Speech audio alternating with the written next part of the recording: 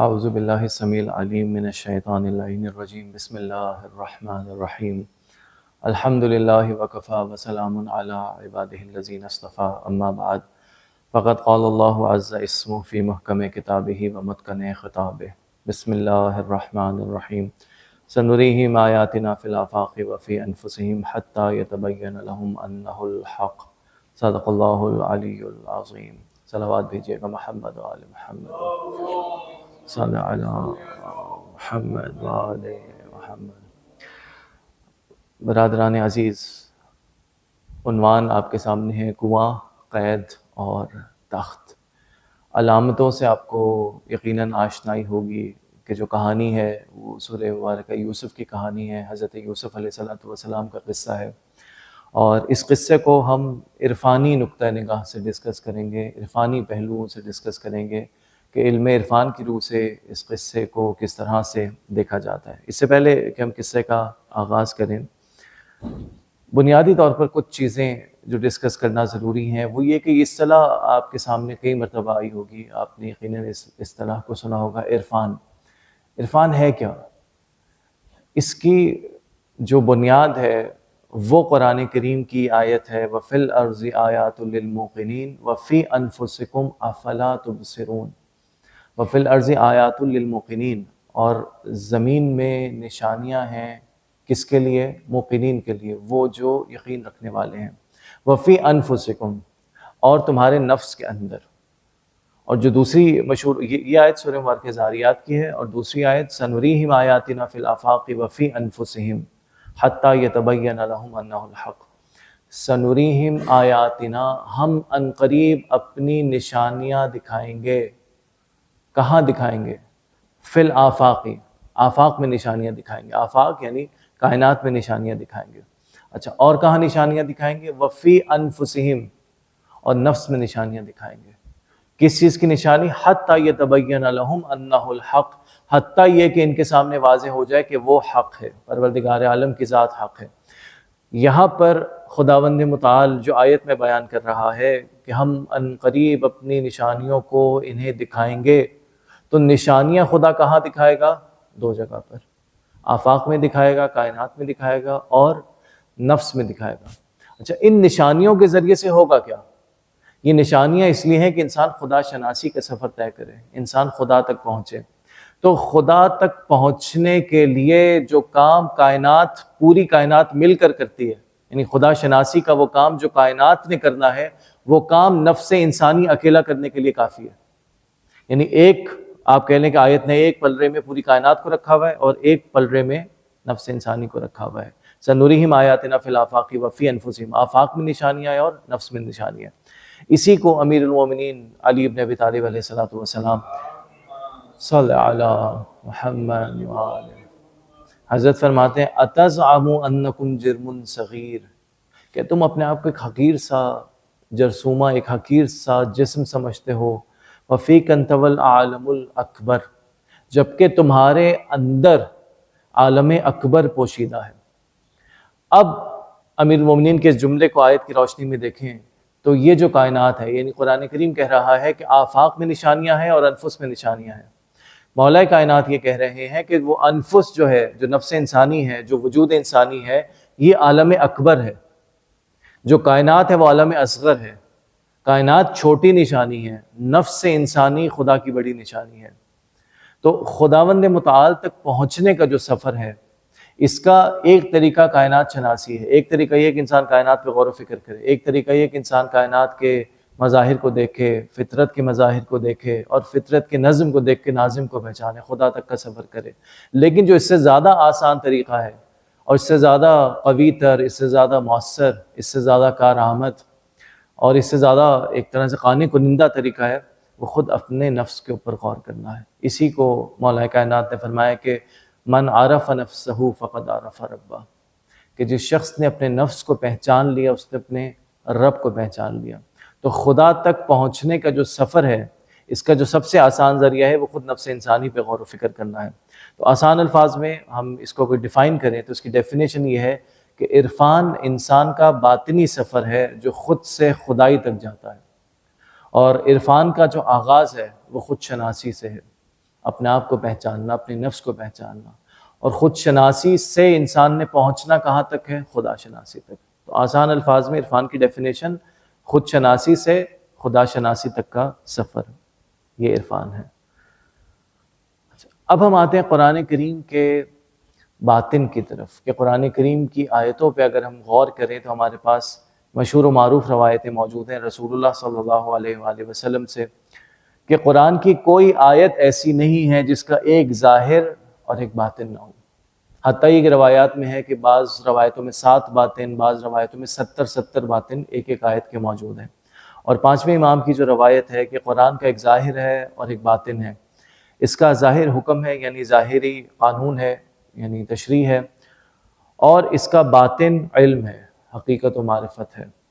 ظاہر دلکش ہے لیکن باطن بہت گہرا ہے۔ اچھا، یہ جملہ نہج البلاغہ میں بھی آپ کو المومنین سے مل جائے گا، ظاہر ہو، یہ جو آخری ورڈز ہیں، ظاہر ہو انیق و باطن ہو عمیق۔ ظاہر ہو انیق، انیق یعنی اس کا جو ظاہر ہے وہ بہت خوبصورت ہے، و باطن ہو عمیق، جو اس کا باطن ہے وہ بہت زیادہ گہرا ہے۔ اب ہم باطن کے حوالے سے اگر بات کریں تو قرآن کریم کا ایک ظاہر ہے جو سورہ مبارکہ یوسف کی ظاہری کہانی ہے، اور ایک اس قصے کا باطن ہے۔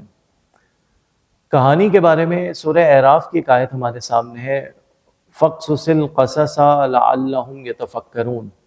اے نبی آپ انہیں قصے سنائیے، اے نبی آپ انہیں کہانیاں سنائیے، قصے سنائیے، لَعَلَّهُمْ يَتَفَكَّرُونَ، تاکہ یہ غور و فکر کریں۔ قرآن کریم خود پیغمبر کو حکم دے رہا ہے کہ انہیں قصے سنائیے، انہیں کہانی سنائیے تاکہ یہ غور و فکر کریں۔ وہ قرآن جو قصے سنانے کی بات کر رہا ہے وہ خود ایک قصے کے بارے میں کہہ رہا ہے، نَحْنُ نَقُصُّ عَلَيْكَ أَحْسَنَ الْقَصَصِ۔ اے نبی ہم آپ کو ایک بہترین قصہ سناتے ہیں، ایک بہترین کہانی سناتے ہیں۔ اور اس کہانی کے جہاں بہت سارے کمالات ہیں، بہت سارے اعجاز ہیں، انبیاء کرام کا قرآن کریم نے ذکر کیا، بہت جگہ ذکر کیا۔ جیسے اگر ہم بات کریں سب سے زیادہ جس نبی کا ذکر ہوا حضرت موسیٰ علیہ السلام، حضرت موسیٰ کا ذکر سورہ بقرہ میں بھی ہے، سورہ قصص میں بھی ہے، سورہ طٰہٰ میں بھی ہے، مختلف مقامات پر ہے۔ حضرت ابراہیم کا ذکر مختلف مقامات پر ہے، حضرت آدم کا ذکر مختلف مقامات پر ہے۔ یعنی آپ کو ون لائنر، ایک لینئر موشن میں کوئی کہانی کسی نبی کی اس طرح سے نہیں ملتی۔ حضرت یوسف کا ذکر قرآن کریم میں ایک جگہ پر ہے اور مکمل تفصیل کے ساتھ ہے، یعنی پورے قرآن کی کہانیوں میں، پورے قرآن کے قصوں میں یہ واحد قصہ ہے جسے خداوند متعال نے مکمل سنایا، تفصیل کے ساتھ سنایا، ایک ایک جزئی تفصیل کے ساتھ سنایا۔ اور اس سنانے سے پہلے خداوند متعال نے کہا کہ نحن نقص علیک احسن القصص، کہ ہم آپ کو سب سے اچھی کہانی، سب سے اچھا اور سب سے بہترین قصہ سناتے ہیں۔ قصے کا آغاز ہوتا ہے، اذ قال یوسف لأبیہ یا ابت انی رأیت 11 کوکبا والشمس والقمر رأیتہم لی ساجدین۔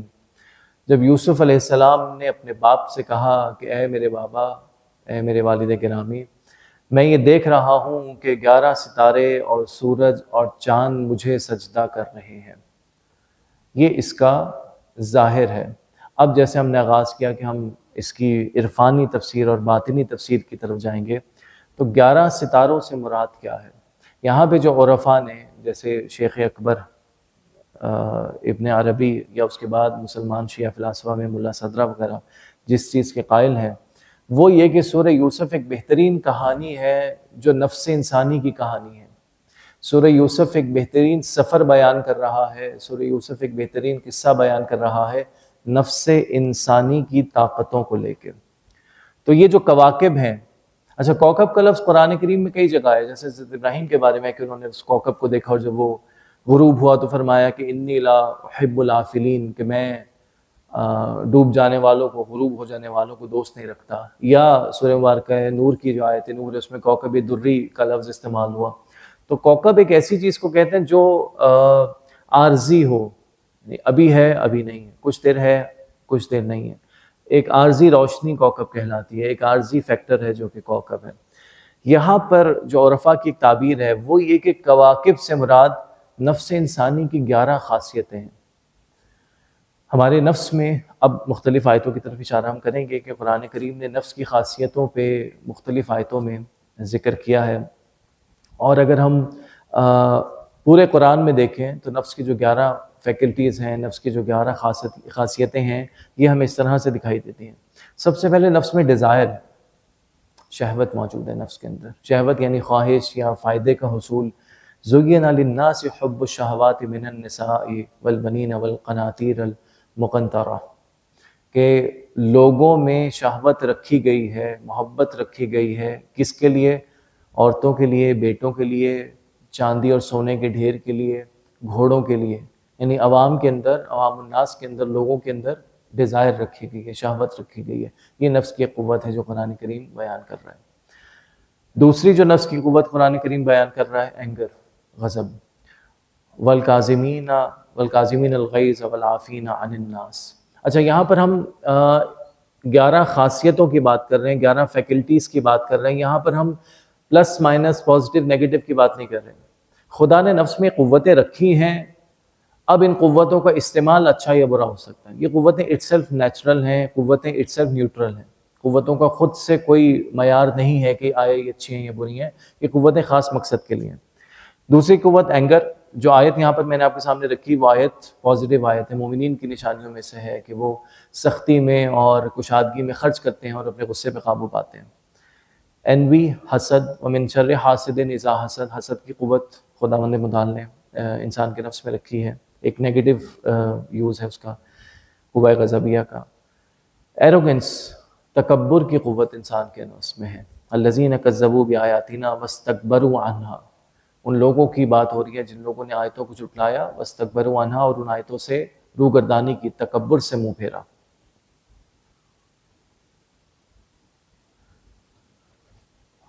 اس کے بعد فیئر ہے، خوف کی قوت اللہ نے رکھی ہے، اور خوف کی قوت اللہ تعالیٰ نے آزمائش کے لیے بھی رکھی ہے۔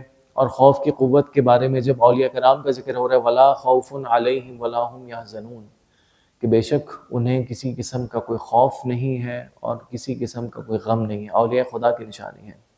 گریڈ، لالچ انسان کے نفس میں موجود ہے۔ وَتُحِبُّونَ الْمَالَ حُبًّا جَمًّا، سورہ فجر کی آیت ہے۔ وَتُحِبُّونَ الْمَالَ، اور تم محبت کرتے ہو مال سے، حُبًّا جَمًّا، حُبًّا جَمًّا یعنی حُبًّا محبت کرتے ہو، جَمًّا بہت شدید، بہت خوب محبت کرتے ہو۔ تو لالچ یا گریڈ کی قوت انسان کے نفس میں موجود ہے۔ ایکسپیکٹیشنز، ہوپ، رجا، یہ لفظ آپ کے لیے نیا نہیں ہوگا، آپ نے یقیناً توضیح المسائل میں بعض اعمال میں آپ نے دیکھا ہوگا کہ رجائے مطلوبیت سے کر سکتے ہیں، یعنی خدا سے رحمت کی امید کے ساتھ اس عمل کو انجام دے سکتے ہیں۔ وَيَدْعُونَنَا رَغَبًا وَرَهَبًا، کہ وہ رغبت کے ساتھ اور خوف کے ساتھ خدا کو پکارتے تھے۔ حضرت زکریا کی بات ہو رہی ہے۔ وَكَانُوا لَنَا خَاشِعِينَ، اور وہ ہمارے خاشع بندے تھے۔ ڈاؤٹ، انسان کے نفس میں شک کی قوت ہوتی ہے۔ وَإِنَّهُمْ لَفِي شَكٍّ مِّنْهُ مُرِيبٍ، اور وہ کھلے شک میں مبتلا تھے۔ وسپر، وسوسہ، انسان کا نفس اس طرح سے کام کرتا ہے کہ بالکل جیسے آپ کہہ لیں کہ اس موبائل میں سگنل کیچ کرنے کی صلاحیت ہے، تو نفس انسانی وسوسہ کیچ کرتا ہے۔ الذی یوسوس فی صدور الناس، انسان کا جو نفس ہے وہ وسوسے کو کیچ کرنے والا نفس ہے۔ اس کے بعد جو اگلی خاصیت ہے، فرگیٹفلنس، نسیان۔ وَلَقَدْ عَهِدْنَا إِلَىٰ آدَمَ مِن قَبْلُ فَنَسِیَ وَلَمْ نَجِدْ لَهُ عَزْمًا، کہ ہم نے آدم سے جو عہد لیا تھا، آدم نے اس کو بھلا دیا۔ اور ایزمپشن، ظن، گمان، وَمَا لَهُمْ بِهِ مِنْ عِلْمٍ إِن يَتَّبِعُونَ إِلَّا الظَّنَّ، کہ ان کے پاس کوئی علم نہیں ہے۔ إِن يَتَّبِعُونَ، یہ صرف پیروی کر رہے ہیں، یہ صرف عمل کر رہے ہیں کس کے اوپر؟ إِلَّا الظَّنَّ، اپنے گمان کے اوپر، اپنے ظن کے اوپر۔ تو یہاں تک ہم نے بات کی 11 قوتوں کی۔ تو یہ ہو گئے، ایک استعارہ ہو گیا، ایک عرفانی تفسیر ہو گئی۔ 11 قوتیں کیا ہیں؟ 11 ستارے، یہ ہو گئے کواکب جو نفس انسانی کے اندر موجود ہیں۔ کواکب یہ ہو گئے۔ حضرت یوسف نے کیا دیکھا تھا؟ 11 ستارے بھی سجدہ کر رہے ہیں، چاند اور سورج بھی سجدہ کر رہے ہیں۔ تو چاند اور سورج کو اگر ہم دیکھیں کہ چاند اور سورج کس چیز کا استعارہ ہے، قرآن کریم کیا آیت ہے؟ هُوَ الَّذِي جَعَلَ الشَّمْسَ ضِيَاءً وَالْقَمَرَ نُورًا، کہ ہم نے قرار دیا شمس کو، ہم نے قرار دیا سورج کو ضیاء، ضیاء کا مطلب روشنی، والقمر نورا، نور کا مطلب روشنی. عربی زبان میں یہ دو الگ الگ الفاظ ہیں، اردو ترجمے میں دونوں روشنی آئے گا، لیکن یہاں پہ جو ایک مطلب بیان کیا جاتا ہے وہ یہ کہ شمس وہ ہے جس کی روشنی اپنی ہے، قمر وہ ہے، یہ نور وہ روشنی ہے جو کہیں سے مستعار لی ہوئی روشنی ہے، قمر کی روشنی وہ ہے جو کہیں سے لی گئی ہے. تو یہ جو دو چیزیں ہیں، یہ دو چیزیں استعارے ہیں. عقل کس چیز کا استعارہ ہے؟ کذالک یبین اللہ لکم آیاتہ لعلکم تعقلون. یہ لوگ عقل سے کام نہیں لیتے. تو انسان کے بارے میں قرآن کریم جس ایک اور آپ کہہ لیں کہ ایک طاقت کی طرف اشارہ کر رہا ہے، جس فیکلٹی کی طرف اشارہ کر رہا ہے، وہ انسان کی عقل ہے. اور ایک اور چیز جس کی طرف قرآن بار بار اشارہ کر رہا ہے وہ قلب ہے. اذ قال ابراہیم ربی ارینی کیف تحیی الموتیٰ، پروردگار مجھے دکھا کہ تو مردوں کو کیسے زندہ کرتا ہے. قال اولم تؤمن، ہم نے کہا، پروردگار عالم کہہ رہے ہیں، کہا اولم تؤمن، کیا تمہیں ایمان نہیں ہے؟ قال بلا، بے شک مجھے ایمان ہے. ولیکن لیطمئن قلبی، لیکن میں چاہتا ہوں کہ میرے قلب کو اطمینان حاصل ہو. تو ایک قوت جو انسان کے نفس کے اندر موجود ہے وہ کیا ہے؟ انسان کے وجود کے اندر موجود ہے وہ کیا ہے؟ قلب ہے. اور اسی طرح یہ آیت قلب کے بارے میں پازیٹیو آیت ہے. جو نیگیٹو آیت ہمارے سامنے آ رہی ہے فَإِنَّهَا لَا تَعْمَى الْأَبْصَارُ وَلَكِنْ تَعْمَى الْقُلُوبُ الَّتِي فِي الصُّدُورِ، کہ یہ آنکھیں نہیں ہیں جو اندھی ہوتی ہیں بلکہ دل ہیں جو. تو یہ جو قلب کی قوت ہے، یہ ایک اور قوت انسان کے اندر موجود ہے. ایک قوت عقل کی قوت، ایک قوت قلب کی قوت ہے. اور 11 جو قوتیں ہیں وہ طاقتیں ہیں. اب اگر ہم اس کو تطبیق کریں تو حضرت یوسف کہہ رہے ہیں کہ 11 ستارے، سورج اور چاند میرے سامنے سجدہ ریز ہیں. تو 11 ستارے 11 قوت نفس کی، سورج اور چاند. سورج استعارہ ہے عقل کے لیے، اس لیے کہ عقل انسان کے وجود میں وہ چیز ہے جو رہنمائی دیتی ہے، اور عقل کی رہنمائی سے قلب خاشع ہوتا ہے. عقل کی رہنمائی سے انسان اپنے قلب کی تربیت کرتا ہے. تو جو سورج ہے وہ کیا ہوا؟ سورج انسان کی عقل ہوئی. قلب کیا ہوا؟ قلب چاند ہوا. تو یہ 11 ستارے اور سورج اور چاند. اب ہم دیکھتے ہیں کہ سورہ مبارکہ یوسف میں یعنی یہ ایک طرح سے قرآن کریم کا اعجاز بھی ہے اور احسن القصص ہونے کا ایک بہت بڑا مصداق یہ ہے کہ غالباً یہ واحد سورہ ہے قرآن کریم کا، یہ واحد قصہ ہے قرآن کریم کا جہاں آپ کو نفس کی ساری 11 قوتیں ایک پیج پہ دکھائی دیتی ہیں. یعنی قرآن کریم نے جو اسکیٹرڈ نفس کا ذکر کیا، نفس کی قوتوں کو ذکر کیا، سورہ یوسف واحد سورہ ہے جہاں پر آپ کو تھرو آؤٹ ہیومن ایموشنز میں یہ 11 ایموشنز، یہ 11 قوتیں، یہ 11 فیکلٹیز آپ کو دکھائی دیتی ہیں. حسد، اب ہم ایک ایک کر کے اس کی تطبیق کرتے جاتے ہیں. حسد کہاں دکھائی دیتا ہے؟ حضرت یوسف کے بھائیوں نے حسد کیا. اچھا، اس کے بعد غضب. حسد کا ایک درجہ یہ ہوتا ہے کہ حسد دل میں ہوتا ہے، یعنی آپ خدا نہ خواستہ اگر کسی کے دل میں حسد ہے تو وہ خواہش یہ کرتا ہے کہ وہ جو نعمت اس کے پاس ہے وہ چھن جائے. حسد جب بہت شدت تک پہنچ جائے، حسد بہت زیادہ جب ایکسٹریم پہ چلا جائے، غضب ناکی میں بدل جاتا ہے. ابھی جو آج کل کے معاشرے میں ہم دیکھتے ہیں کہ لوگ ایک دوسرے کے خلاف جتنے منفی پروپیگنڈا یا منفی ہتھ کنڈے آزما رہے ہوتے ہیں، وہ کیوں آزما رہے ہوتے ہیں؟ پہلے درجے پہ حسد ہوتا ہے، لیکن حسد جب اتنا زیادہ بڑھ جاتا ہے غضب میں تبدیل ہو جاتا ہے.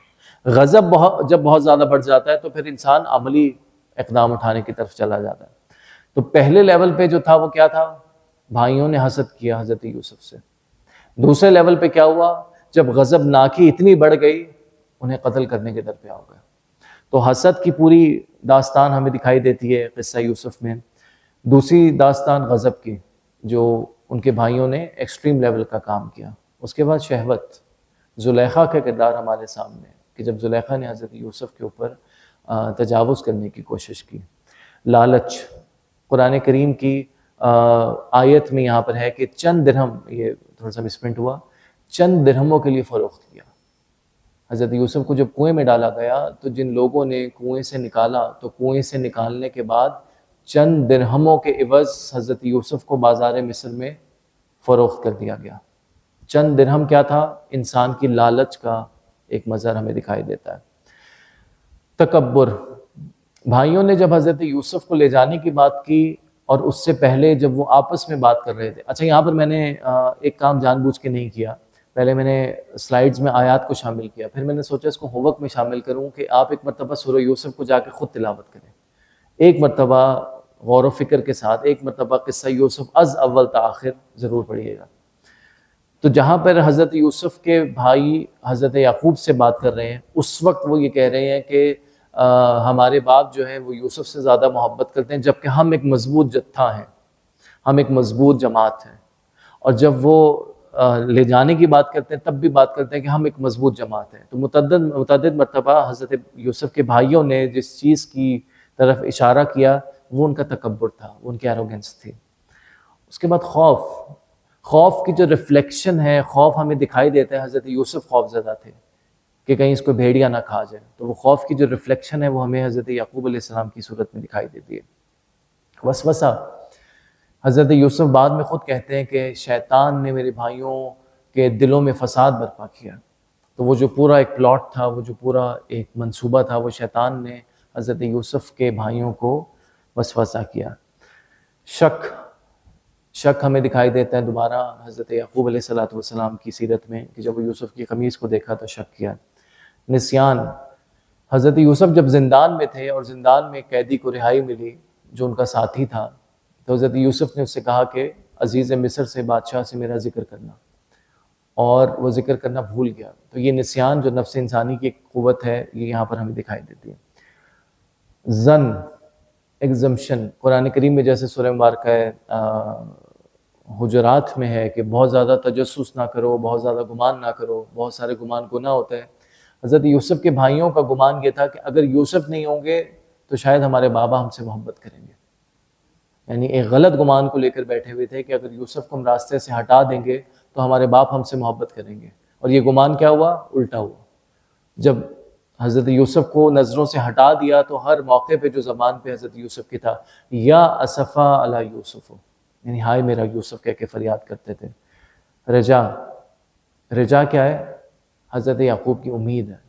مستقل حضرت یعقوب آخری وقت تک جو ہے وہ امید میں رہے تھے، اور امید اتنی شدید تھی کہ جب وہ کرتا مصر سے چلا تھا تو حضرت یعقوب علیہ السلام کو جو جملہ ہے کہ اگر تم مجھے دیوانہ نہ کہو تو میں یہ کہوں گا کہ مجھے یوسف کی خوشبو آ رہی ہے.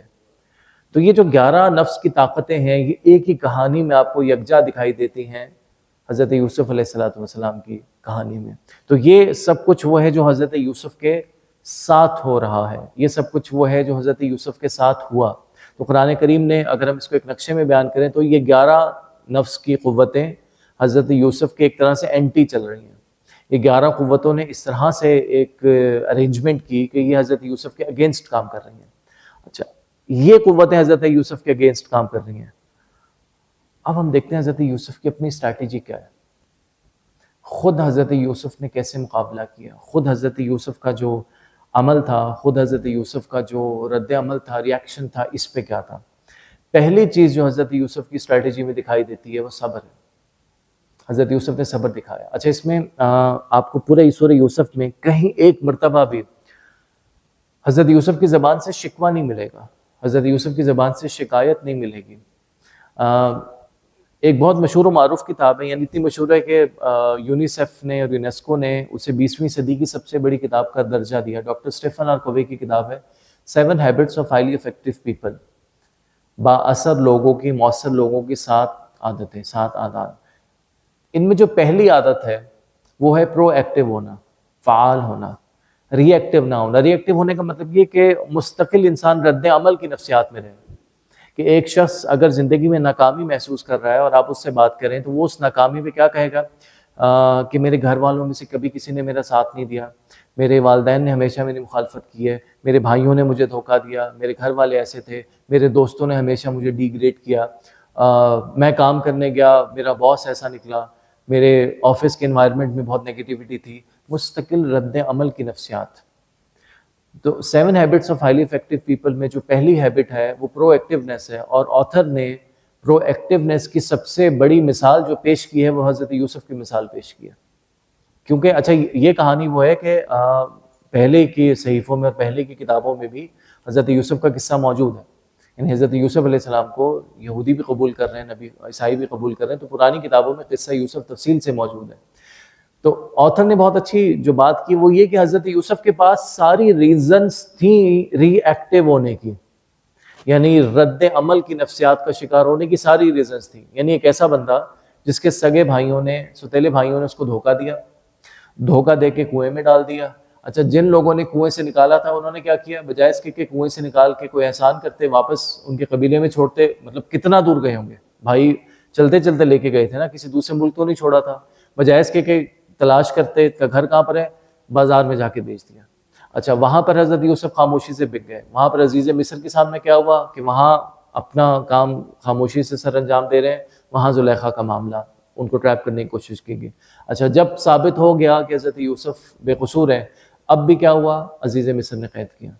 اچھا، قید میں ایک شخص سے کہا، وہ بھول گیا. یعنی مستقل جو حضرت یوسف کے ساتھ ایونٹس ہو رہے ہیں، ایک کے بعد ایک، ایک کے بعد ایک، وہ سارے ایونٹس انتہائی نیگیٹو ایونٹس ہیں.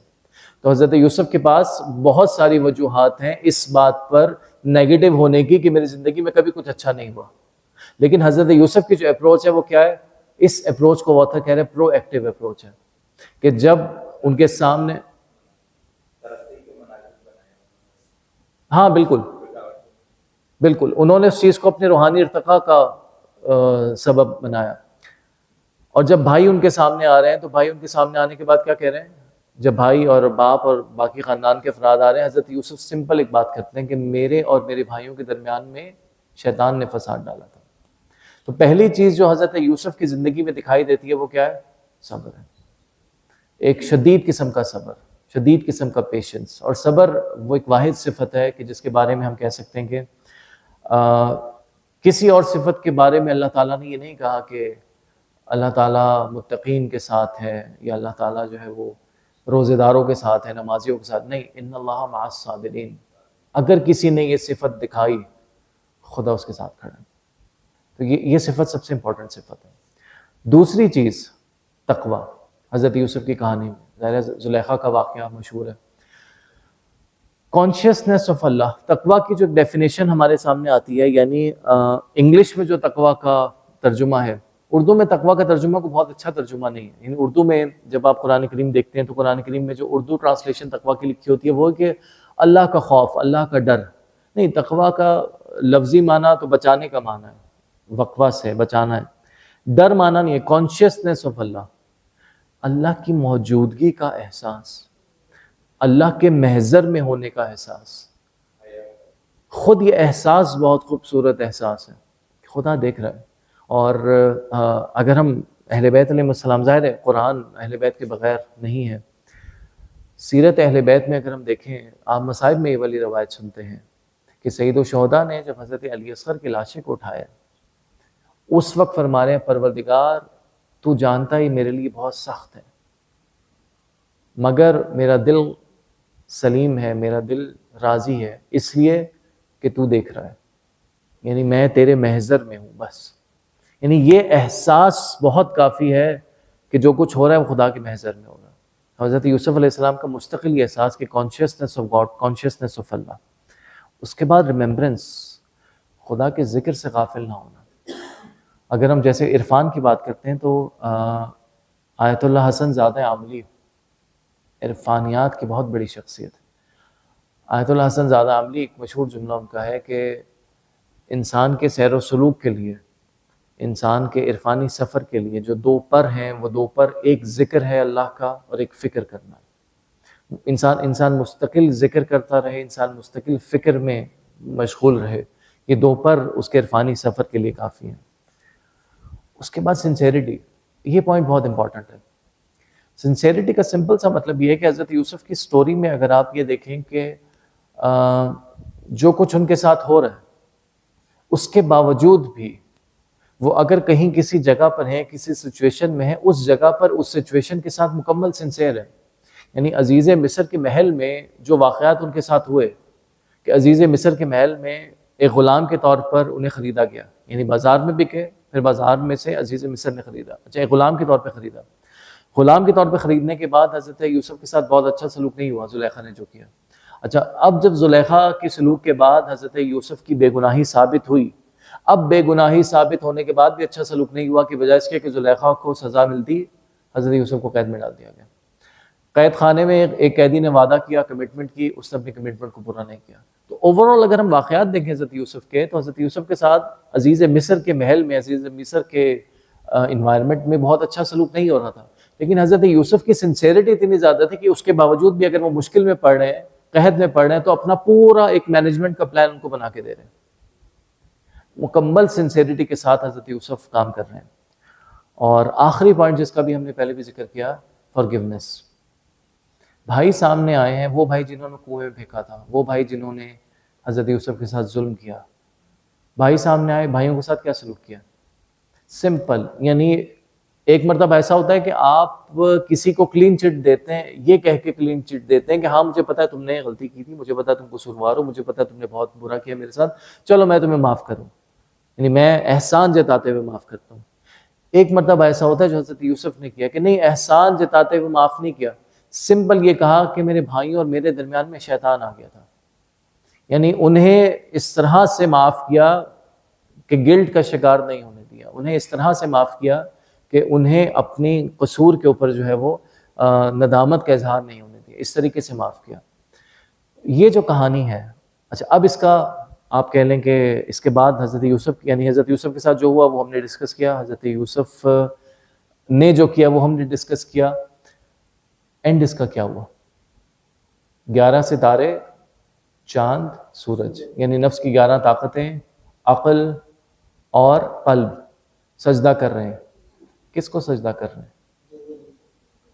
حضرت یوسف کو. نہیں، حضرت یوسف کو تو بھائی سجدہ کر رہے ہیں.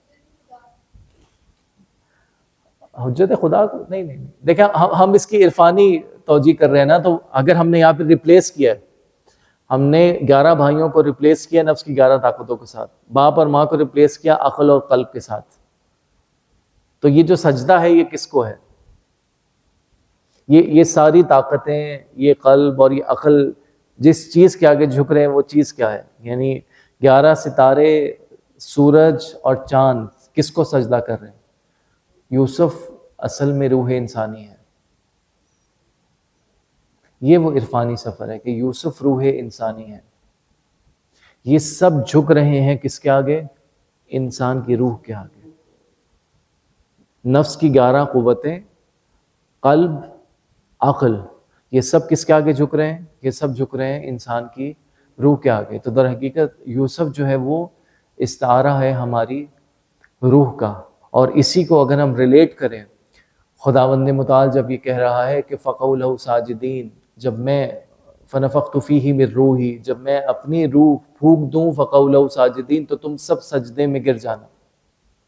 تو بیسیکلی جب روح ایک کمال تک پہنچتی ہے تو اس کے کمال تک پہنچنے کے پیچھے کا جو پروسیس ہے وہ یہ کہ جب انسان نفس کی قوتوں کو اور عقل کو اور نفس کو اور قلب کو خاشع کر لے، تابع کر لے، یہ روح کا کمال ہے. اب یہ منظر ہے کہ روح تخت پر ہے اور باقی ساری قوتیں روح کے سامنے سجدہ ریز ہیں. یعنی انسان کا دل، عقل، نفس روح کے تابع کر لے جب انسان، تو کائنات اس کے لیے تابع ہو جاتی ہے.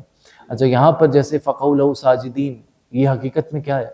یعنی اگر ہم بات کریں علامہ طباطبائی کی بھی نظر اور بھی کئی مفسرین کہ فرشتوں کو جو سجدہ ہے بیسیکلی کیا ہے؟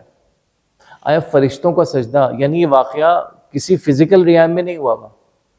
یعنی ہم جس چیز کو سجدہ کہتے ہیں کہ ہم پیشانی پہ سجدہ کر رہے ہیں، جیسے 7 اعضاء پر 7 ہڈیوں کے اوپر ہم سجدہ کر رہے ہیں، آیا فرشتوں کا سجدہ ایسے ہے کہ فرشتے جو ہیں وہ اپنی پیشانی رکھ رہے ہیں؟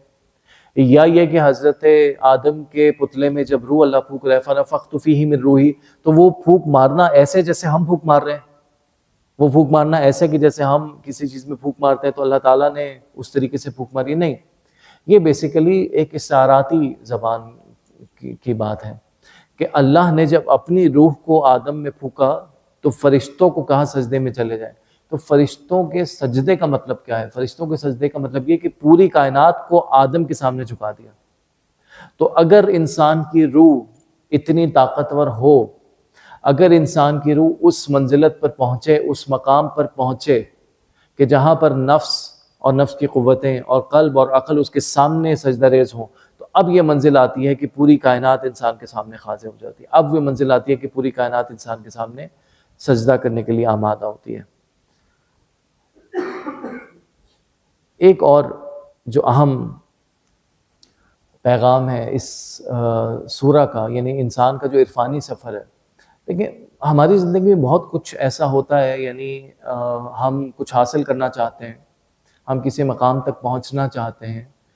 اس مقام تک پہنچنے کے لیے جو ہم ایفرٹ کر رہے ہوتے ہیں، اور اس ایفرٹ کے بعد جب ہم اس چیز تک پہنچتے ہیں، اگر ہم بات کریں کسی فزیکل گول کی، وہ جو فزیکل گول ہے، فرض کریں کہ کوئی شخص جو ہے وہ محنت کر رہا ہے ایک سی ای او کی پوسٹ حاصل کرنے کے لیے، کوئی شخص جو ہے وہ محنت کر رہا ہے ایک گھر کو حاصل کرنے کے لیے، کوئی شخص جو ہے وہ محنت کر رہا ہے ایک گاڑی کو حاصل کرنے کے لیے. ہم میٹیریل گولز کی بات کرتے ہیں.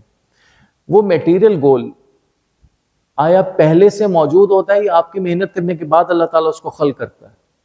نہیں، وہ پہلے سے موجود ہوتا ہے. جو گاڑی آپ کو چاہیے وہ پہلے سے ہے. فرض کریں اگر ہم دولت کی بات کریں، جو رزق آپ کو چاہیے، تو جب وہ رزق آپ تک پہنچنا ہے تو اللہ تعالیٰ نئے کرنسی نوٹ نہیں چھاپے گا. وہ کرنسی نوٹ پہلے سے موجود ہے، وہی کرنسی نوٹ آپ تک پہنچ جائیں گے. ایک جو اہم پیغام حضرت یوسف کی کہانی کا ہے، یہ جو 11 ستارے اور سورج اور چاند سجدہ کر رہے تھے، یہ سجدہ حضرت یوسف کو پہلے دکھایا گیا. یعنی جو کچھ حضرت یوسف کو ملنا تھا وہ پہلے سے موجود تھا. یہ پورا ایک تربیتی سفر تھا حضرت یوسف کو اس قابل کرنے کا کہ جب یہ سجدہ کرے تو وہ تحمل کر سکے. یعنی تحمل کرنے سے مراد یہ کہ اگر ہم اپنے کسی میٹیریل گول کی بات کرتے ہیں تو میٹیریل گول کا مطلب یہ کہ جو کچھ خداوند متعال نے ہمیں دینا ہے وہ پہلے سے موجود ہے. ہمیں اپنے آپ کو اس قابل بنانا ہے کہ اسے حاصل کر سکے بغیر اپنی ایگو کے، بغیر تکبر کے. اچھا آپ بہت یعنی قریب سے اس چیز کو محسوس کریں گے. ہمارے ارد بہت سارے ایسے لوگ ہیں کہ جن کے بارے میں ہم خود یہ گمان کرتے ہیں، ہم خود یہ خیال کرتے ہیں کہ ابھی اس کے پاس، یعنی اگر میں اس طرح کا لفظ استعمال کروں کہ ابھی اس کے پاس اللہ کا دیا کچھ نہیں ہے، تب اس کی تکبر اور اس کی جو ہے وہ کیفیت یہ ہے. اگر کچھ ہوتا تو یہ کس مقام پر ہوتا. یعنی ہمارے آس پاس ایسے بہت سارے لوگ ہیں جیسے قرآن کی آیت ہے کہ اگر اللہ تعالیٰ سب کو سب کچھ دے دیتا، یعنی سب کو غنی کر دیتا، تو یہ زمین پہ فساد برپا کرتے. تو جو کچھ ہمیں چاہیے ہوتا ہے زندگی میں، جو کچھ ہمیں چاہیے ہوتا ہے وہ پہلے سے موجود ہوتا ہے. ہم تک کیوں نہیں پہنچتا؟ ہمیں خود اپنی تربیت کر کے وہاں تک پہنچنا ہوتا ہے. اور دوسرا جو سب سے اہم پیغام، اگر ہم بات کریں اس کو ڈیلی لائف میں ریلیٹ کرنے کی، تو حضرت یوسف کا جو قصہ ہے یہ تقریباً اگر ہم ایوریج لگائیں کم از کم بھی یہ تقریباً 4000 سال پرانی بات ہوگی. حضرت ابراہیم کا دور 4000 سال پرانا ہے، اور حضرت یوسف کا جو تعلق حضرت ابراہیم سے ہے، حضرت ابراہیم کے بیٹے حضرت اسحاق کے بیٹے حضرت یعقوب کے بیٹے یوسف ہیں، ان کے پوتے کے بیٹے ہیں. تو کم از کم بھی 4000 سال پرانا قصہ ہے. یہ 4000 سال پرانا قصہ اللہ تعالیٰ ہمیں آج کے زمانے میں، آج کے دور میں سب سے اچھا قصہ کہہ کے کیوں سنا رہا ہے؟ اس لیے کہ سب کچھ ہمارے ساتھ بھی ہو سکتا ہے. ہمارے اپنے بھائی ہم سے حسد کر سکتے ہیں، ہماری اپنی فیملی کے لوگ ہم سے حسد کر سکتے ہیں. ہمارے ساتھ یہ بھی ہو سکتا ہے کہ ہمارے اپنے لوگ حسد کرتے ہوئے اتنے اندھے ہو جائیں کہ ہمارے خلاف سازشیں کرنے لگیں. ہم اگر کسی ورک انوائرمنٹ میں ہیں تو ہمیں ٹریپ بھی کیا جا سکتا ہے. ہمیں لالچ کے عوض جو ہے وہ لوگ نیچا دکھانے کے لیے کچھ بھی کر سکتے ہیں. ہمیں لوگ اپنے تکبر کے نیچے دبانے کے لیے کچھ بھی کر سکتے ہیں.